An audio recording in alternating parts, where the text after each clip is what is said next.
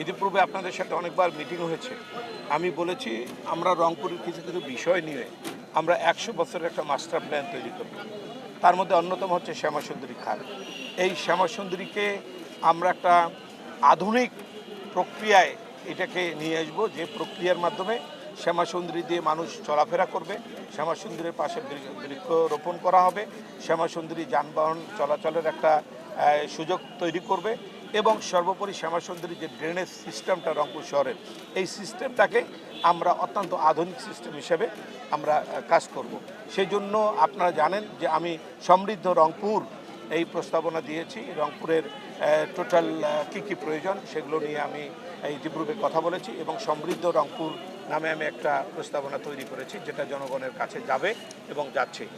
আমি মনে করি যে এই শ্যামাসুন্দরী আমাদের একটা অত্যন্ত কষ্টের বিষয়, কারণ এইটা খালটাকে যদি আমরা প্ল্যান করে পরিকল্পনা করে যদি সৌন্দর্য বর্ধন করতে পারি, পরিষ্কার পরিচ্ছন্ন রাখতে পারি, তখন হয়তো পরিষ্কার করার আর প্রয়োজন নাও হতে পারে, কারণ আমরা তো আধুনিকায়ন করব, আমরা তো 100 বছরের প্ল্যান নিয়ে আমরা কাজটা করব। আমার বিশ্বাস যে রংপুরের মানুষ এখন আমাদের সাথে আছে, ধানের শীষের সাথে আছে এবং আগামীতে বিএনপি ক্ষমতায় আসবে, তার প্রধান হবেন তারেক রহমান। আমি তারেক রহমানকে দিয়ে তাকে অনুরোধ করে তার মাধ্যমে এই 100 বছরের প্ল্যান করে এই শ্যামাসুন্দরীর সকল কর্মকাণ্ড বাস্তবায়ন করতে চাই এবং ইনশাল্লাহ তারেক রহমান আমাদেরকে এই ব্যাপারে সহযোগিতা করবেন। এ ব্যাপারে রাষ্ট্রীয় সিদ্ধান্ত যেটা প্রয়োজন সেটা উনি দেবেন।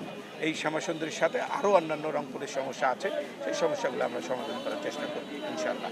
আমি আপনাকে এতটুকু বলতে পারি যে রংপুরের যে সিটি কর্পোরেশনের যে বজ্র যেগুলো বিভিন্ন অদত্ততত্ত্ব পড়ে, ওদের কিছু জায়গা আছে, ওই জায়গা অপ্রতুল, ওই জায়গা দিয়ে কাজ হবে না।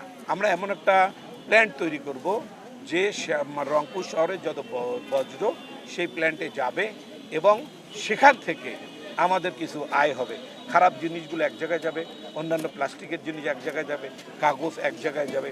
ওই রকম আমরা একটা আধুনিক প্ল্যান্ট তৈরি করব, যার মাধ্যমে ভবিষ্যতে রংপুর শহরের কোনো বজ্র নিয়ে কোনো সমস্যা হবে না ইনশাল্লাহ।